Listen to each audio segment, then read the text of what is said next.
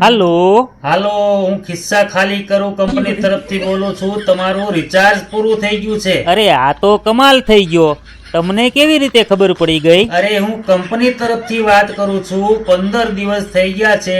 આપે રિચાર્જ કેમ નથી કરાવ્યું? કઈ પ્રોબ્લેમ આવ્યો છે? હા, પ્રોબ્લેમ તો છે. મારી કિડનીમાં પથરી થઈ ગઈ છે અને ડોક્ટરે મારી કિડની કાઢવાનું કીધું છે. અરે હું ઈ પ્રોબ્લેમ નથી પૂછતો. પહેલા પૂરી વાત તો સાંભળો. હા, બતાવો. જો મારા મગજમાં પ્રોબ્લેમ હશે તો મારું મગજ પણ કાઢી નાખશે.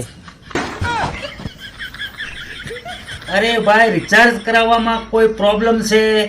નહીં, રિચાર્જ કરાવવામાં તો કોઈ પ્રોબ્લેમ નથી. તમારે કરાવી દો રિચાર્જ. અરે ભાઈ, હું રિચાર્જ નહીં કરાવું. રિચાર્જ આપે ખુદે કરાવવું પડશે.